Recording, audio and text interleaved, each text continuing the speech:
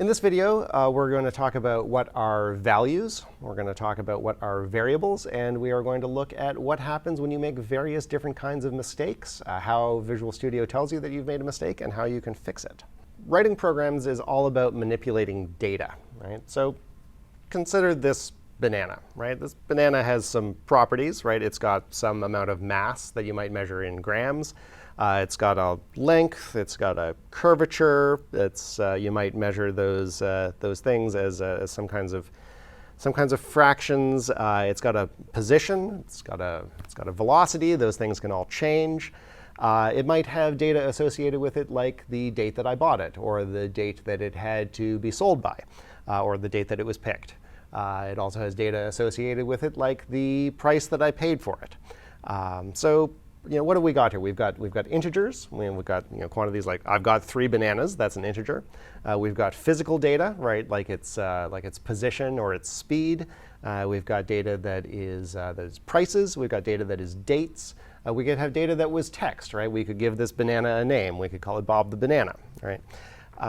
So there's lots of different kinds of data that we might want a program to manipulate. And how do we do that? Well, data is stored in variables, right? Now, how data storage works is not particularly relevant, right? C# has been very carefully designed so that the details of where in memory a particular variable is located and what the lifetime of that memory is and how it's going to be reclaimed and all of that stuff that you might have to think about in other programming languages like C or C++, you don't have to think about in C#, right? So think about it very abstractly, right? You think that a variable is a box that you can put something in, right? So a variable is a storage location for a value. Now in this course, we are mostly going to be looking at local variables. Local variables, they have names. They are always associated with a method. And they always store a particular kind of data. And we'll look at all of that in more detail. There are lots of different kinds of variables in C#. In this course, we're going to look at local variables, and we're going to look at variables that are associated with elements of an array in a later video. But for now, we'll just look at local variables. Right. The important thing when you are thinking about variables is to not confuse the box that the banana is in with the banana, right? Those are two different things. It's very easy to do that, right? But just remember, there's the location that the data is stored in, and then there's the data that is stored in it. Those are conceptually two different things. It's easy to confuse them. We'll look at some examples of that. Right? All right, so let's open up Visual Studio here. And you see that I have created a project, and it's got a class program, right, as we've seen. We've got a container for our code. The program class has a main method. Every console application in C# has a main method. And I've created a new variable called number of bananas, right? And I've said that the number of bananas is 1. Although maybe I should say that the number of bananas is 3, because I've got 3 bananas here for some reason. All right, so let's take a look at all of the parts of this little statement here, right? So we have var, right? Var says the thing that follows is going to be a variable, right? It's going to be a brand new variable for this method. And now you might say, well, why var when it could say variable? That's traditional. There's a tradition in programming languages to abbreviate things. I find it irritating. But there it is. There are lots of programming languages that use var to say this is a new variable. There are some languages that use func to say this is a new function. I wish they would just say function. I wish it would just say variable. But var is what we're stuck with. OK, so this says what's coming next is a variable. Right?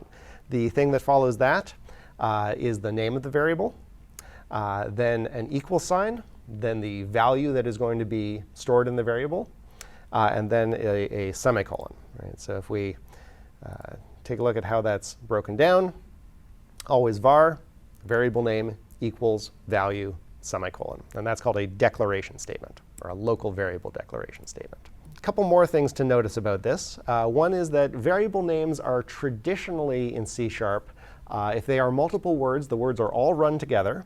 The first word is always lowercased, and then every subsequent word is uppercased.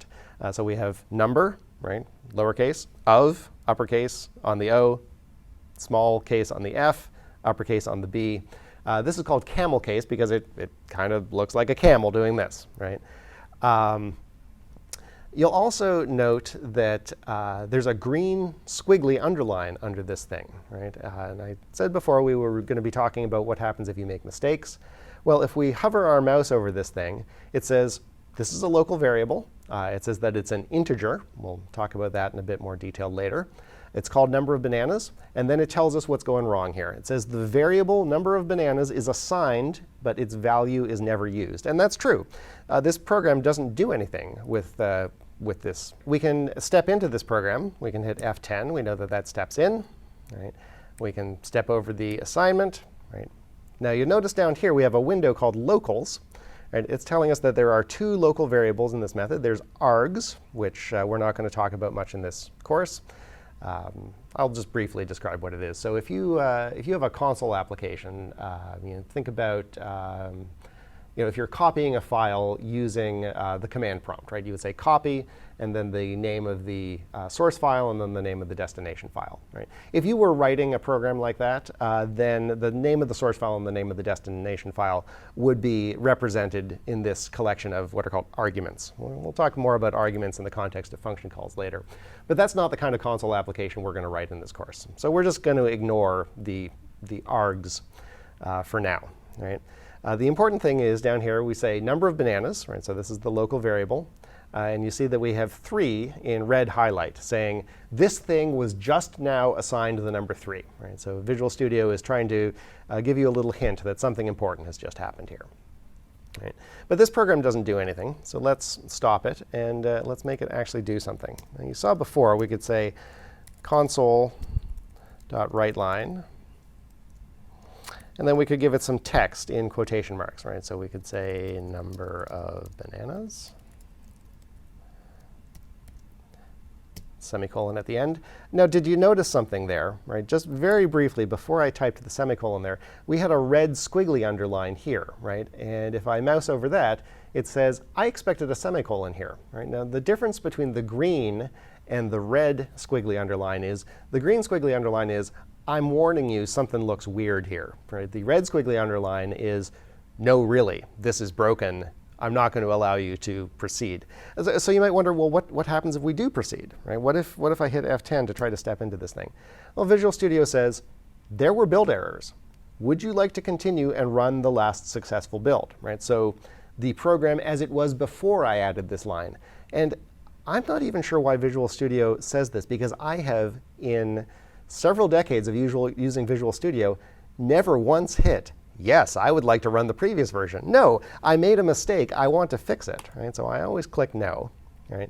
And it's pretty straightforward what's going on here. Now, the error is also listed down here in this errors and warnings list here. So you see it says there's one error, there's one warning, and there are 0 messages. There are also messages that do not even reach the level of warnings. They're just telling you that there's something maybe interesting about your code that you should know about, but not that we think that it's wrong, right? The fact that a variable has been created and then never used, that's likely to be wrong. That's likely to be a mistake, right?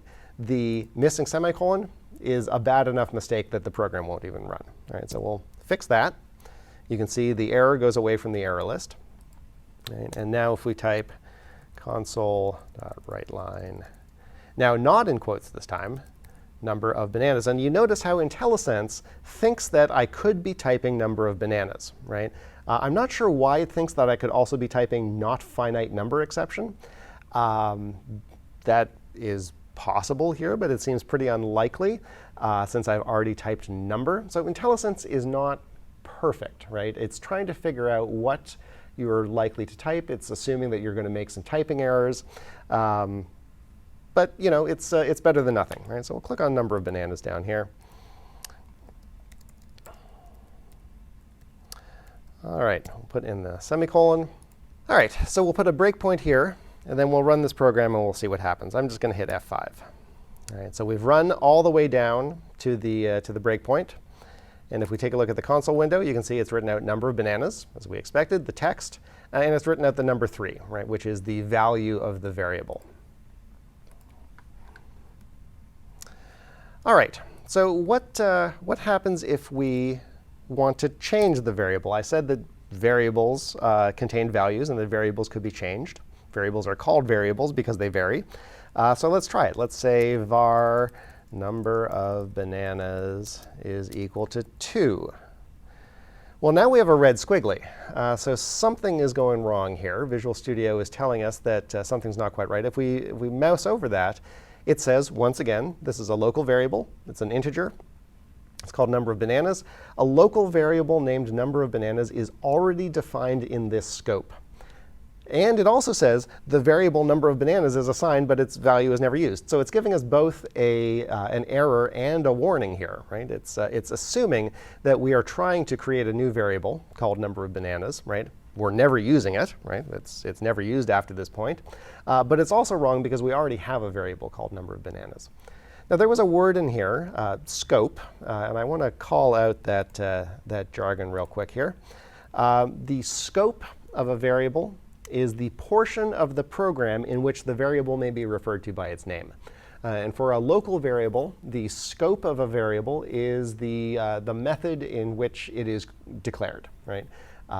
We'll see a little later on. That's not quite true. You can create scopes that are smaller than the entire body of the method. But for our purposes right now, the scope of the local variable is the entire method. And there's a rule in C# that says that two local variables of the same name cannot both be in scope at the same time. Why? Because that is super confusing, and it is almost certainly an error, right? If you did that, right? So the language just simply does not allow it, right? What are we gonna do about that? Well, we saw that if we just try to run the program anyway, then it's going to tell us, do you want to run the previous program? We can't simply run it. We're going to have to do something to fix this. So there's two things that we could do. The first thing we could do is we could simply say, this is no longer a declaration of a new variable, right? This is an assignment to an existing variable. So we get rid of the var, because remember, the var means this is a new variable, right? And instead, we'll just say, the value of number of bananas is now 2, right? And so now if we cut and paste this here, right? If we run this code again, then you can see that the console window now says, first it was 3, now it's 2. Right? And if we take a look at that in the debugger, you can see that by the time we've gotten to this point, number of bananas is 2. All right, so that's one of the things that we could do. The other thing that we could do is maybe we were genuinely trying to make a new variable, right? So perhaps I want to say the number of apples is equal to 4, right? Once again, we get the green squiggly here that says, hey, you created a new variable that you then never used, right? So let's use it, right? We could print it out as well.